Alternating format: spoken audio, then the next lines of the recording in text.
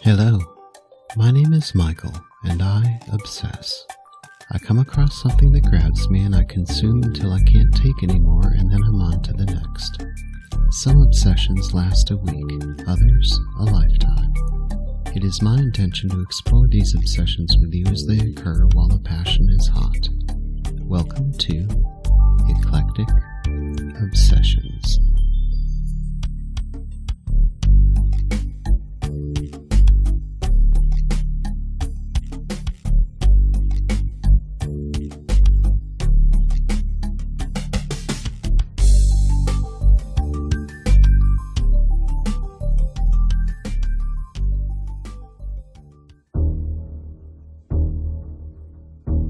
No live organism can continue for long to exist sanely under conditions of absolute reality.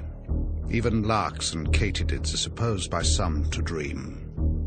Hill House, not sane, stood by itself against its hills, holding darkness within. It had stood so for 80 years and might stand for 80 more. Within, walls continued upright, bricks met neatly, floors were firm, and doors were sensibly shut. Silence lay steadily against the wood and stone of Hill House, and whatever walked there, walked alone. I think, wrote Stephen King in Danse Macabre about the preceding paragraph, there are few, if any, descriptive passages in the English language that are any finer than this. It is a sort of quiet epiphany every writer hopes for, words that somehow transcend the sum of the parts. I became familiar with Shirley Jackson in high school. Of all her released works, this is by far my favorite. Its simple tone, emotional depth, and mounting tension make for an amazing experience. We will be exploring Shirley Jackson's The Haunting of Hill House on this episode of Eclectic Obsessions. The Haunting of Hill House is a 1959 Gothic horror novel by American author Shirley Jackson. A finalist for the National Book Award and considered one of the best literary ghost stories published during the 20th century. It has been made into 2 feature films and a play, and is the basis of a Netflix series. Jackson's novel relies on terror rather than horror to elicit emotion in the reader, using complex relationships between the mysterious events in the house and the characters' psyches. The author decided to write a ghost story after reading about a group of 19th century psychic researchers who studied a house and somberly reported their supposedly scientific findings to the Society for Psychic Research. What Jackson discovered in their dry reports was not the story of a haunted house. It was the story of several earnest, I believe misguided, certainly determined people with their differing motivations and background. Excited by the prospect of creating her own haunted house and the characters to explore it, she launched into research. She later claimed to have found a picture of a California house she believed was suitably haunted-looking in a magazine. She asked her mother, who lived in California, to help find information about the dwelling. According to Jackson, her mother identified the house as one of the author's own great-great-grandfather, an architect who had designed some of San Francisco's oldest buildings, had built. Jackson also read volume upon volume of traditional ghost stories while preparing to write her own. No one can get into a novel about a haunted house without hitting the subject of reality head-on. Either I believe in ghosts, which I do, or I have to write another kind of novel altogether. Jackson sketched floor plans of downstairs and upstairs of Hill House and a rendering of the exterior. Hill House is a mansion in a location that is never specified but is between many hills, built by long-deceased Hugh Crane. The story concerns 4 main characters: Dr. John Montague, an investigator of the supernatural; Eleanor Vance, a shy young woman who resents having lived as a recluse caring for her demanding disabled mother; Theodora, a flamboyant bohemian artist; and Luke Sanderson, the young heir to the Hill House, who is host to the others. Eleanor Vance was 32 years old when she came to Hill House. The only person in the world she genuinely hated, now that her mother was dead, was her sister. She disliked her brother-in-law and her 5-year-old niece, and she had no friends. This was owing largely to the 11 years she had spent caring for her invalid mother, which had left her with some proficiency as a nurse and an inability to face strong sunlight without blinking. She could not remember even being truly happy in her adult life. Her years with her mother had been built up devotedly around small guilts and small reproaches, constant weariness and unending despair. Without ever wanting to become reserved and shy, she had spent so long alone, with no one to love, that it was difficult for her to talk even casually to another person without self-consciousness and an awkward inability to find words. During the whole underside of her life, ever since her first memory, Eleanor had been waiting for something like Hill House. Caring for her mother, lifting a cross old lady from her chair to her bed, setting out endless little trays of soup and oatmeal, steeling herself to the filthy laundry, Eleanor had held fast to the belief that someday something would happen. Theodora. That was as much name as she used. Her sketches were signed Theo, and on her apartment door, and the window of her shop, and her telephone listing, and her pale stationery, and the bottom of the lovely photograph of her which stood on the mantel, the name was always only Theodora. Theodora was not at all like Eleanor. Duty and conscience were, for Theodora, attributes which belonged properly to the Girl Scouts. Theodora's world was one of delight and soft colours. Theodora had been entertained by Dr. Montague's first letter and answered it out of curiosity, and yet fully intended to decline the invitation. Yet, perhaps the stirring, urgent sense again, when Dr. Montague's confirming letter arrived, Theodora had been tempted and had somehow plunged blindly, wantonly, into a violent quarrel with the friend with whom she shared an apartment. Things were said on both sides which only time could eradicate. Theodora had deliberately and heartlessly smashed the lovely little figurine her friend had carved of her, and her friend had cruelly ripped to shreds the volume of Alfred de Musset, which had been a birthday present from Theodora, taking particular pains with the page which bore Theodora's loving, teasing inscription. These acts were, of course, unforgettable, and before they could laugh over them together, time would have to go by. Theodora had written that night, accepting Dr. Montague's invitation, and departed in cold silence the next day. Luke Sanderson was a liar. He was also a thief. His aunt, who was the owner of Hill House, was fond of pointing out that her nephew had the best education, the best clothes, the best taste, and the worst companions of anyone she had ever known. She would have leaped at any chance to put him safely away for a few weeks. The family lawyer was prevailed upon to persuade Dr. Montague that the house could on no account be rented to him for his purposes without the confining presence of a member of the family during his stay. And perhaps at their first meeting, the doctor perceived in Luke a kind of strength or cat-like instinct for self-preservation, which made him almost as anxious as Mrs. Sanderson to have Luke with him in the house. At any rate, Luke was amused, his aunt grateful, and Dr. Montague more than satisfied. Mrs. Sanderson told the family lawyer that at any rate there was really nothing in the house Luke could steal. The old silver there was of some value, she told the lawyer, but it represented an almost insuperable difficulty for Luke. It required energy to steal it and transform it into money. Mrs. Sanderson did Luke an injustice. Luke was not at all likely to make off with the family silver, or Dr. Montague's watch, or Theodora's bracelet. His dishonesty was largely confined to taking petty cash from his aunt's pocketbook and cheating at cards. He was also apt to sell the watches and cigarette cases given him fondly and with pretty blushes by his aunt's friends. Some day Luke would inherit Hill House, but he had never thought to find himself living in it. Dr. Montague hopes to find scientific evidence of the existence of the supernatural. He rents Hill House for a summer and invites as his guests several people whom he has chosen because of their experiences with paranormal events. Of these, only Eleanor and Theodora accept. Eleanor travels to the house where she and Theodora will live in isolation with Montague and Luke. Over the trees, occasionally between them and the hills, she caught glimpses of what must be the roofs, perhaps a tower, of Hill House. They made houses so oddly back when Hill House was built, she thought. They put towers and turrets and buttresses and wooden lace on them, even sometimes Gothic spires and gargoyles. Nothing was ever left undecorated.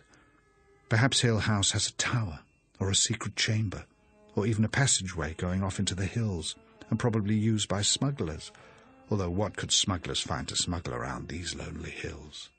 Perhaps I will encounter a devilishly handsome smuggler and... She turned her car onto the last stretch of straight drive, leading her directly, face to Hill House, and moving without thought, pressed her foot on the brake to stall the car and sat, staring. The house was vile. She shivered and thought, the words coming freely into her mind. Hill House is vile. It is diseased. Get away from here at once.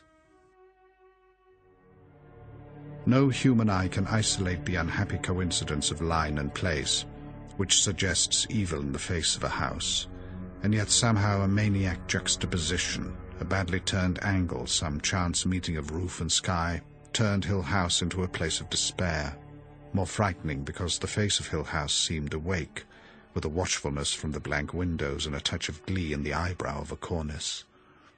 Almost any house, caught unexpectedly, or at an odd angle, can turn a deeply humorous look on a watching person.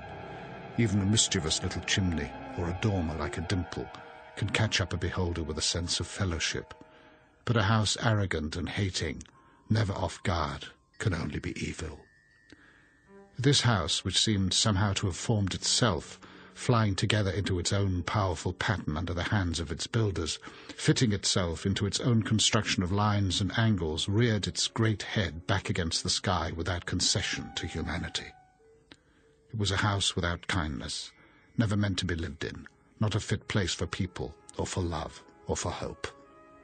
Exorcism cannot alter the countenance of a house. Hill House would stay as it was until it was destroyed. Hill House has two caretakers, Mr. and Mrs. Dudley, who refuse to stay near the house at night. The blunt and single-minded Mrs. Dudley is a source of some comic relief. The four overnight visitors begin to form friendships as Dr. Montague explains the building's history, which encompasses suicide and other violent deaths. All four of the inhabitants began to experience strange events while in the house, including unseen noises and ghosts roaming the halls at night, strange writing on the walls, and other unexplained events. Eleanor tends to experience phenomena to which the others are oblivious. At the same time, Eleanor may be losing touch with reality, and the narrative implies that at least some of what Eleanor witnesses may be products of her imagination. Another implied possibility is that Eleanor possesses a subconscious telekinetic ability that is itself the cause of many of the disturbances experienced by her and other members of the investigative team, which might indicate there is no ghost in the house at all. This possibility is suggested especially by references early in the novel to Eleanor's childhood memories about episodes of a poltergeist-like entity that seemed to involve mainly her. Her name had turned up on Dr. Montague's list because one day, when she was 12 years old and her sister was 18, and their father had been dead for not quite a month, showers of stones had fallen on their house without any warning or any indication of purpose or reason, dropping from the ceilings, rolling loudly down the walls, breaking windows and pattering maddeningly on the roof. The stones continued intermittently for 3 days, during which time Eleanor and her sister were less unnerved by the stones than by the neighbours and sightseers who gathered daily outside the front door, and by their mother's blind, hysterical insistence that all of this was due to malicious, backbiting people on the block, who had had it in for her ever since she came. After 3 days, Eleanor and her sister were removed to the house of a friend, and the stones stopped falling. Nor did they ever return, although Eleanor and her sister and her mother went back to living in the house, and the feud with the entire neighbourhood was never ended. The story had been forgotten by everyone except the people Dr. Montague consulted. It had certainly been forgotten by Eleanor and her sister, each of whom had supposed at the time that the other was responsible. "But why are we here?" For a long minute the three of them looked at her. Theodora and Luke curiously, the doctor gravely. Then Theodora said, "Just what I was going to ask. Why are we here? What is wrong with Hill House? What is going to happen?" "Tomorrow."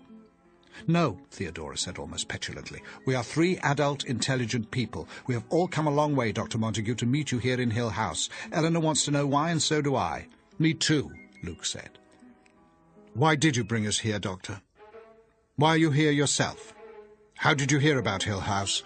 And why does it have such a reputation, and what really goes on here? What is going to happen?" The doctor frowned unhappily. "I don't know," he said. And then, when Theodora made a quick, irritated gesture, he went on, "I know very little more about the house than you do, and naturally I intend to tell you everything I do know." As for what is going to happen, I will learn that when you do. But tomorrow is soon enough to talk about it, I think. Daylight. Not for me, Theodora said. I assure you, the doctor said, that Hill House will be quiet tonight. There is a pattern to these things, as though psychic phenomena were subject to laws of a very peculiar sort. I really think we ought to talk it over tonight, Luke said. We're not afraid, Eleanor added. The doctor sighed again. Suppose, he said slowly, you heard the story of Hill House and decided not to stay. How would you leave tonight? He looked around at them again quickly. The gates are locked. Hill House has a reputation for insistent hospitality. It seemingly dislikes letting its guests get away. The last person who tried to leave Hill House in darkness, it was 18 years ago, I grant you, was killed at the turn in the driveway where his horse bolted and crushed him against the big tree. Supposing I tell you about Hill House and one of you wants to leave. Tomorrow, at least, we could see that you got safely to the village. But we're not going to run away, Theodora said. I'm not, and Eleanor isn't, and Luke isn't. Stoutly upon the ramparts, Luke agreed. You are a mutinous group of assistants. After dinner, then. We will retire to our little boudoir for coffee and a little of the good brandy Luke has in his suitcase, and I will tell you all I know about Hill House. Now, however, let us talk about music, or painting, or even politics. Later in the novel, the bossy and arrogant Mrs. Montague and her companion Arthur Parker, the headmaster of a boys' school, arrive to spend a weekend at Hill House and help investigate it. They too are interested in the supernatural, including seances and spirit writing. Unlike the other four characters, they do not experience anything supernatural, although some of Mrs. Montague's alleged spirit writings seem to communicate with Eleanor. Mrs. Montague's haughtiness and self-importance provide another source of comic relief. Much of the supernatural phenomena that occur are described only vaguely, or else are partially hidden from the characters themselves. Eleanor and Theodora are in a bedroom with an unseen force trying the door, and Eleanor believes after the fact that the hand she was holding in the darkness was not Theodora's. In one episode, as Theodora and Eleanor walk outside Hill House at night, they see a ghostly family picnic that seems to be taking place in daylight.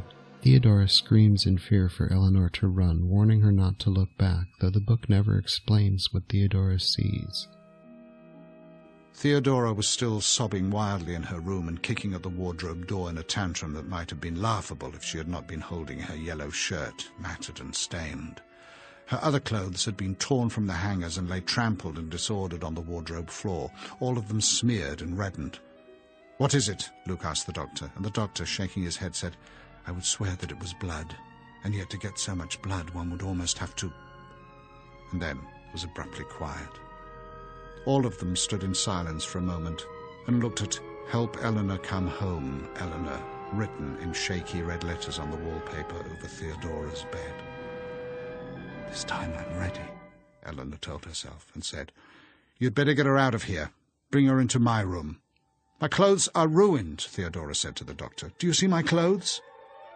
The smell was atrocious, and the writing on the wall had dripped and splattered.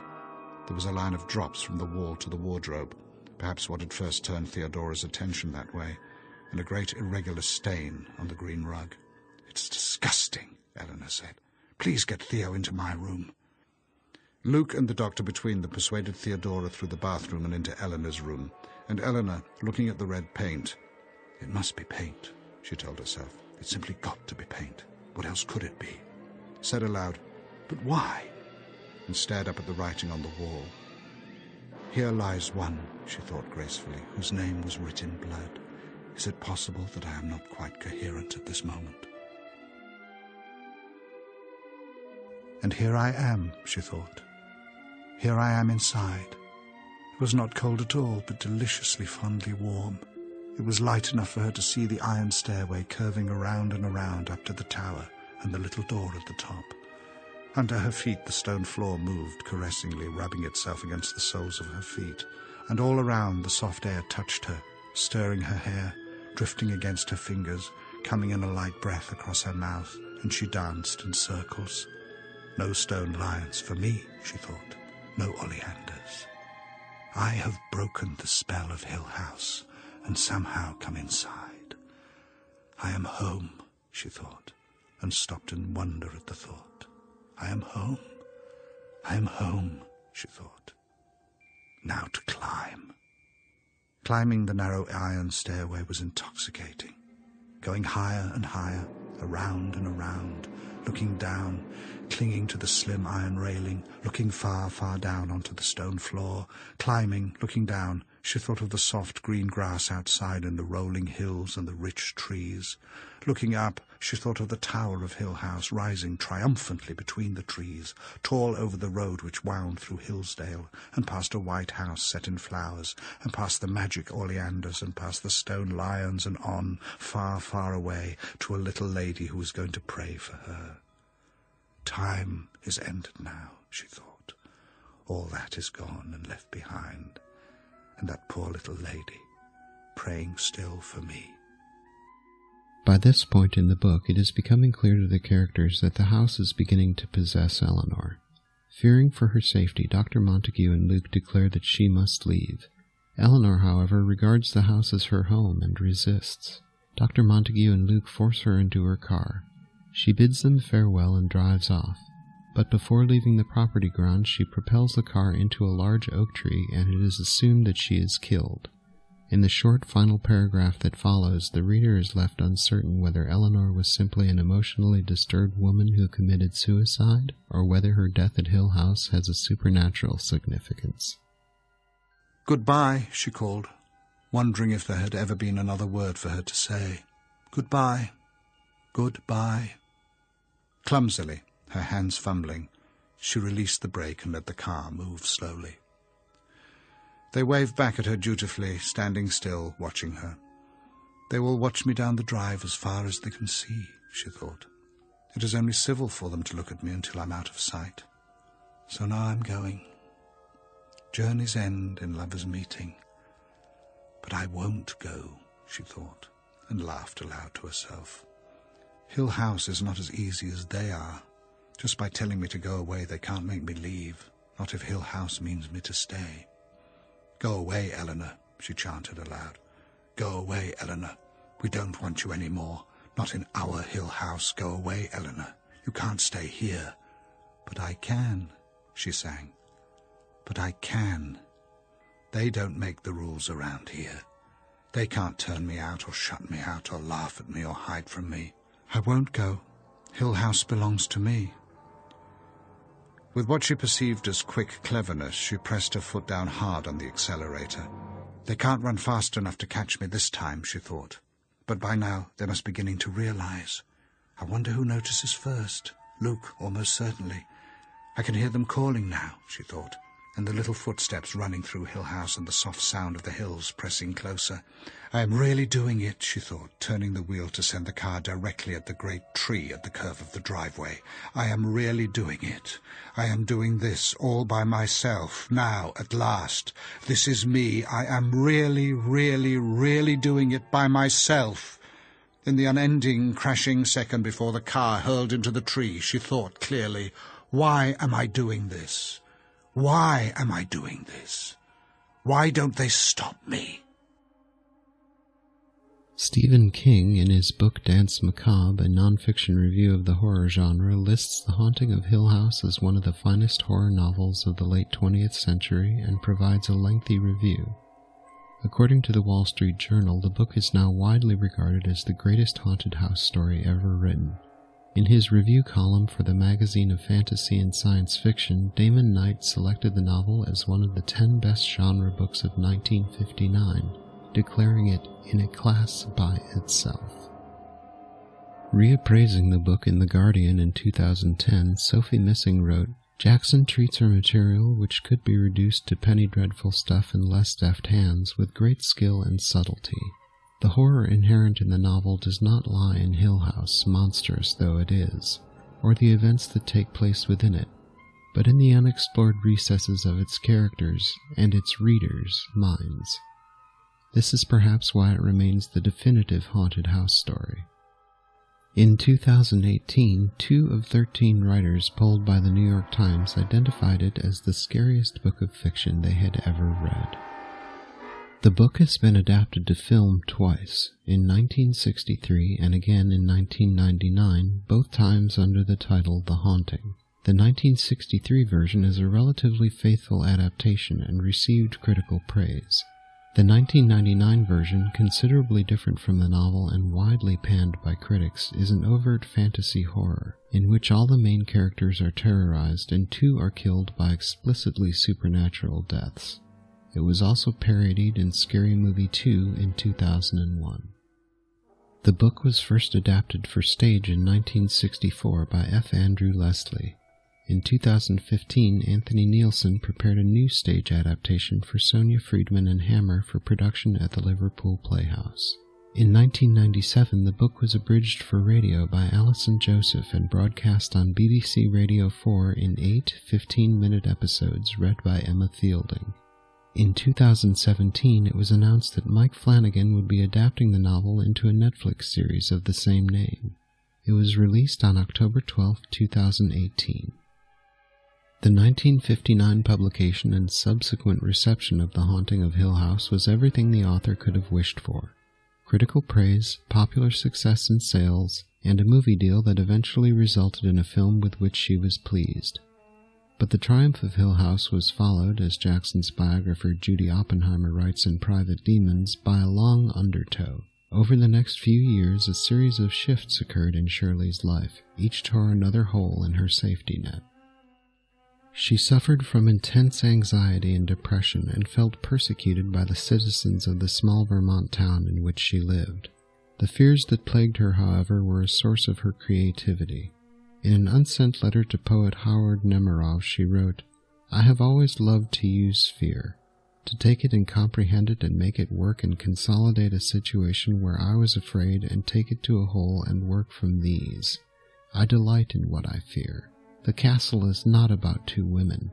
It is about my being afraid and afraid to say so much afraid that a name in a book can turn me inside out." As her mental health improved, her physical health deteriorated. She died of heart failure during her afternoon nap at age 48 in 1965. In 1966, Jackson's husband Stanley Edgar Hyman wrote in an essay after Shirley Jackson's death, "If the source of her images was personal or neurotic, she transformed those images into meaningful general symbols. If she used the resources of supernatural terror, it was to provide metaphors for the all-too-real terrors of the natural." For all her popularity, Shirley Jackson won surprisingly little recognition. She received no awards or prizes, grants or fellowships. Her name was often omitted from lists on which it clearly belonged, or which it should have led. She saw those honors go to inferior writers, or to writers who were no writers, without bitterness, but with the wry amusement which was her habitual attitude towards her own life and career.